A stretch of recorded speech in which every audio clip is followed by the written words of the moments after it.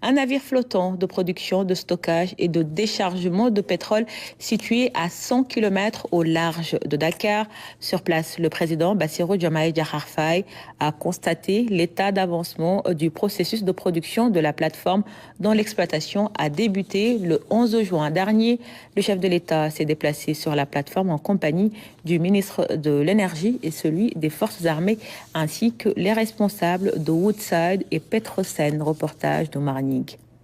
On atteint le bateau flottant au bout de 2h30 en bateau.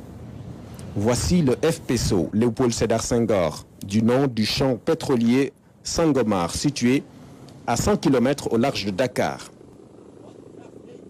Le président de la République, Bassirou Diomaye Faye, y arrive par la voie aérienne.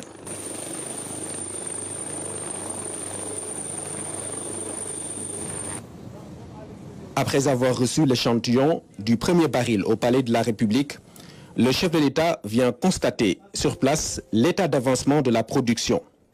Première étape, un briefing sur le dispositif de sécurité et le cadre contractuel du projet. Le président de la République passe ensuite par la passerelle centrale jusqu'à la tourelle, avec un aperçu général de l'utilisation et de l'utilité des différents modules. Monsieur le Président, nous voici arrivés au niveau de la tourelle.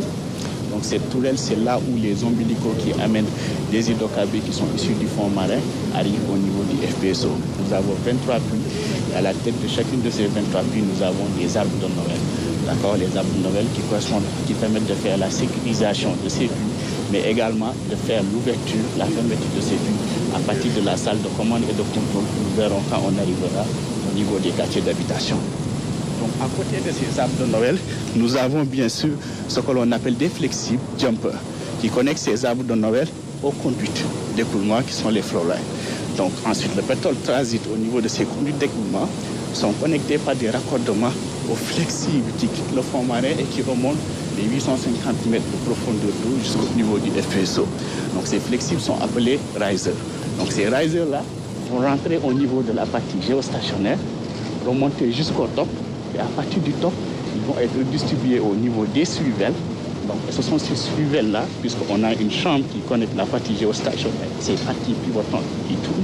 On aura toujours des hydrocarbures qui vont être injectés au niveau de ces suivelles-là, qui vont être ramenés au niveau du plan. Avec les puits reliés à la tourelle, le brut obtenu est un mélange composé d'huile, d'eau et de gaz. Avec cette torche tout le temps allumée, les générateurs et autres installations brûlent le stock pour séparer le gaz du pétrole et récupérer l'eau qui sera ensuite traitée et reversée en mer. Le pétrole stabilisé est ainsi stocké. Dès que l'équipe production stabilise le produit, nous le recevons au niveau de nos tanks et puis disposés comme ça. On a à peu près 13 tanks disponibles que nous stockerons le produit fini et puis prêt à être déchargé au niveau du tandem à l'arrière. Dès qu'un tanker arrive, donc on est prêt à envoyer le produit au niveau qui va passer au niveau du metering skid. Vous êtes passé là-bas, vous avez ouvert une valve, donc ça va passer de là-bas et puis descendre. Étape essentielle des installations, le module de comptage des hydrocarbures. Après un contact physique avec le dispositif, le président de la République procède à un jeu de questions-réponses qui lui permet de mieux comprendre le mécanisme. On a en ce moment 3 puits qui sont en production, qui sont tous du côté sud. Donc on a SSP 03, SSP 19 et SSP 23. Donc on va prendre l'exemple de SSP 03. Tout commence par ici. Donc on passe à travers une première vanne de sécurité, là. Puis on passe à travers plusieurs vannes et on arrive ici, on a un débitmètre qui est très important et qui nous donne une idée de tout ce qu'on produit en termes de gaz, en termes d'huile et en termes d'eau. Donc, sortant de chaque puits, on sait exactement la quantité qu'on est en train de produire à travers ces puits. À partir de là, on passe à travers un système de tuyaux qui se trouve dans le fond marin. Donc, l'huile suit ce cours-là jusqu'au niveau de la tourelle. Après le premier baril extrait le 11 juin dernier, la première phase de production est dans un tournant important. La première cargaison commerciale est attendue début juillet, d'après les prévisions. Le président Bassirou Diomaye Faye s'en réjouit. L'autre motif de fierté du chef de l'État est la présence remarquable et remarquée de l'expertise sénégalaise dans la réalisation de ce projet d'envergure. Des jeunes dévoués et engagés qu'il a félicités et encouragés au nom de la nation sénégalaise. Le chef de l'État se veut lucide, bien qu'étant satisfait de la visite. Le président Bassirou Diomaye Faye rappelle que les ressources tirées de cette exploitation seront administrées au profit des générations actuelles et futures, avec notamment une orientation vers le développement d'autres secteurs. On écoute à ce propos le président de la République, il est au micro de Morning. C'est un tournant particulier pour le pays. Nous l'avons longtemps cherché, on va dire qu'il est enfin là.